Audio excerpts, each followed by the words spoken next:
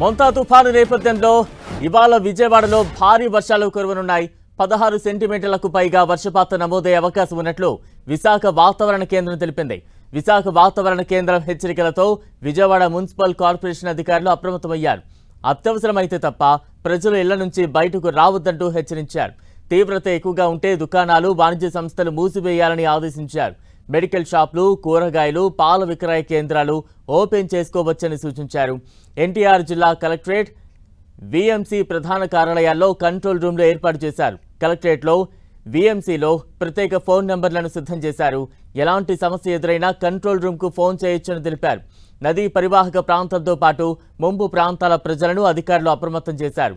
VMC పరిధిలోని 64 డివిజన్లలో 34 పునరావాస కేంద్రాలను ఏర్పాటు చేశారు. అక్కడకు తరలివచ్చిన ప్రజలకు ఎలాంటి ఇబ్బందులు తలెత్తకుండా అధికారులు అన్ని ఏర్పాట్లు చేశారు. ఇక మరింత అప్డేట్స్ అందించేందుకు మా ప్రతినిధి దుర్గా సిద్ధంగా ఉన్నారు. విజయవాడ నుంచి దుర్గా.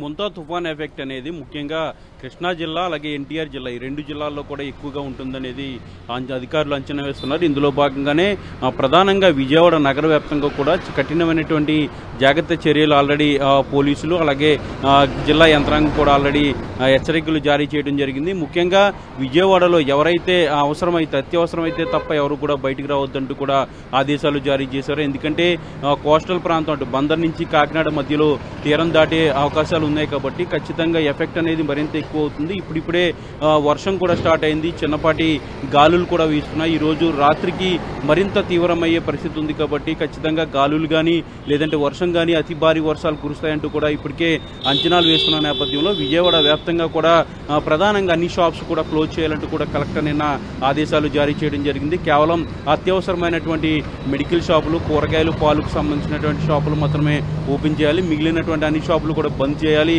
అవసరమైతే తప్ప ఎవరు కూడా బయటికి రావద్దు, ఇళ్లలోనే సురక్షితంగా ఉండాలంటూ కూడా కలెక్టర్లు హెచ్చరికలు జారీ చేయడం జరిగింది. ముఖ్యంగా కంట్రోల్ రూమ్స్ కూడా ఏర్పాటు చేయడం జరిగింది. కలెక్టరేట్తో పాటు బిఎంసీలో కూడా కంట్రోల్ రూమ్లు ఏర్పాటు చేశారు. ఎవరికైనా కానీ ఎటువంటి అత్యవసర పరిస్థితి వచ్చినట్లయితే ఖచ్చితంగా సంప్రదించాలంటూ కూడా కంట్రోల్ రూమ్ నెంబర్స్ని కూడా డిస్ప్లే చేయడం జరిగింది.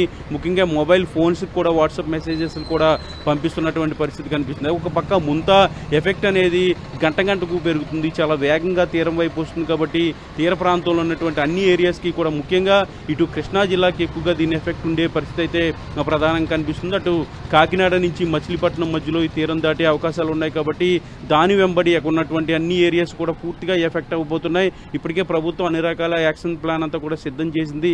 అన్ని రకాలుగా తుఫాను ఎదుర్కొనేందుకు సహాయ చర్యలు వేగంగా చేసేందుకు అన్ని ఏర్పాట్లు కూడా చేయడం జరిగింది. ముఖ్యంగా ఇటు కృష్ణా జిల్లా, ఎన్టీఆర్ జిల్లా రెండు జిల్లాల కలెక్టరేట్లు కూడా చాలా వేగంగా అన్ని ఏర్పాట్లు కూడా చేశారు. తుఫాన్ ఎఫెక్ట్ వచ్చి వెళ్ళిన తర్వాత ఏ విధమైనటువంటి చర్యలు తీసుకోవాలి, వచ్చే ముందు పునరావాస కేంద్రాలు కానీ లేదంటే లోతట్టు ప్రాంతాలు, ముఖ్యంగా కృష్ణా నది పరివాహక ప్రాంతాల్లో ఉన్నటువంటి లోతట్టు ప్రాంత ప్రజలందరినీ కూడా అప్రమత్తం చేయడం, వాళ్ళని ఎవరైతే ముంపుకు గురవుతారో వాళ్ళందరినీ కూడా సురక్షిత ప్రాంతాలకు ఆల్రెడీ తరలించడం జరిగింది. ఎగువ నుంచి ఏదైతే వాటర్ వస్తుందో అది కృష్ణా బ్యారేజ్ కూడా పెరుగుతుంది. బ్యారేజ్ గేట్లన్నీ కూడా పూర్తిగా పైకెత్తి వాటర్ని కిందకి వదులుతున్నటువంటి పరిస్థితి కూడా కనిపిస్తుంది. ముఖ్యంగా విజయవాడ నగరం అనేది పెద్ద నగరం కాబట్టి ప్రజలంతా కూడా ఎవరు బయటికి రావద్దు, ముఖ్యంగా విద్యుత్ స్తంభాల కింద ఉండొద్దు, అలాగే చిన్నపిల్లలు, వృద్ధులు ఎవరు కూడా ఇళ్లలోంచి బయటికి రావద్దు. భీకరమైనటువంటి గాలులు కూడా ఈరోజు సాయంత్రం నుంచి వచ్చే అవకాశం కూడా కనిపిస్తుంది కాబట్టి వాళ్ళంతా కూడా సురక్షితంగా ఉండాలంటూ కూడా చెప్తున్నారు. స్కూళ్ళన్నీ కూడా పూర్తిగా బంద్ చేశారు. ఈ రోజు, రేపు, ఎల్లుండి 3 రోజుల పాటు స్కూల్స్ కానీ లేదంటే కాలేజెస్ కానీ ఎలాంటి విద్యా సంస్థలు కూడా నడపరొద్దు అంటూ కూడా ఆదేశాలు జారీ చేయడం జరిగింది. ఎవరైనా కనుక విద్యా సంస్థలు నలిపినట్లయితే వాళ్ళపైన కఠిన చర్యలు కూడా తీసుకుంటామంటూ కూడా కలెక్టర్ ఆదేశాలు జారీ చేయడం జరిగింది. అటు కృష్ణా జిల్లా, ఎన్టీఆర్ జిల్లా రెండు జిల్లాల పరిధిలో కూడా పూర్తిగా విద్యా సంస్థలన్నీ కూడా మూసేయడం జరిగింది. ఇక అత్యవసరం అయితే తప్ప బయటికి రావద్దు అంటూ కూడా ఆదేశాలు ఇచ్చినటువంటి నేపథ్యంలో పూర్తిగా ఇంటి వద్దే ఉండాలి ప్రజలంతా కూడా అంటూ కూడా హెచ్చరికలు కూడా జారీ చేస్తున్నారు. ఎఫెక్ట్ అనేది చాలా ఎక్కువగా ఉంటుంది. ముఖ్యంగా విజయవాడలో అయితే 16 సెంటీమీటర్ల పైనే వర్షపాతం నమోదవుతుందంటూ కూడా కలెక్టర్లు అంచనా వేస్తున్నారు కాబట్టి దానికి సంబంధించినటువంటి జాగ్రత్త చర్యలు తీసుకోవాలి. ఇంట్లోకి కావాల్సినటువంటి సామాన్లు, అత్యవసర వస్తువులు, మందులన్నీ కూడా అందుబాటులో ఉంచుకోవాలి. రానున్న 2 రోజుల పాటు పూర్తిగా ఎడతెరిపి లేకుండా వర్షాలు కురుస్తాయి. ఈ రోజు ఆల్రెడీ ఈ రోజు ఉదయం నుంచి కూడా పూర్తిగా మొబ్బేసినటువంటి పరిస్థితి,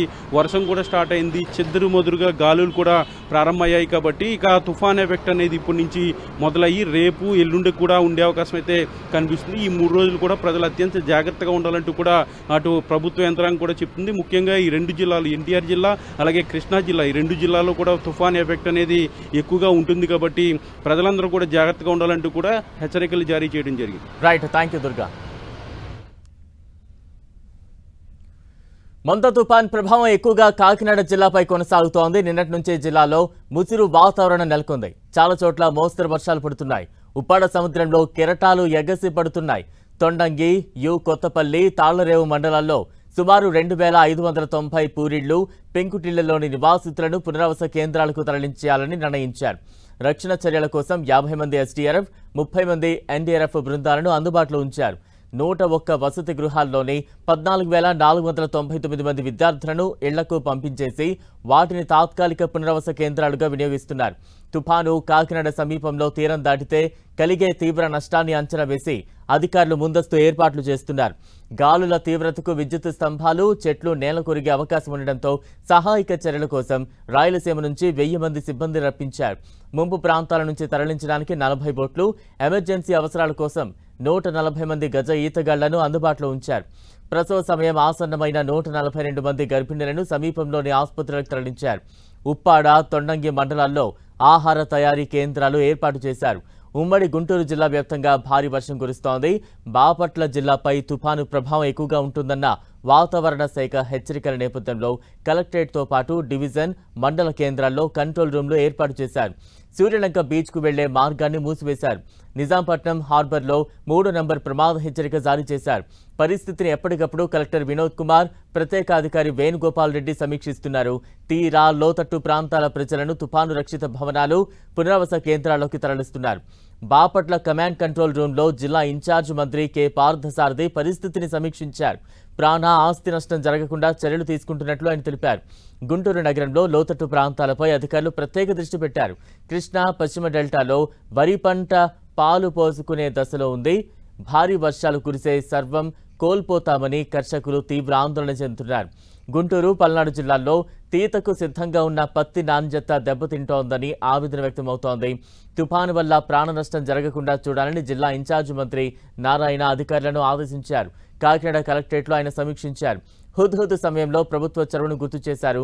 కోనసీమ జిల్లాల్లోని 9 తీర మండలాల పరిధిలో ముంపు ప్రాంతాల్లోని ప్రజలను పునరావాస కేంద్రాలకు తరలించాలని ఆదేశించారు.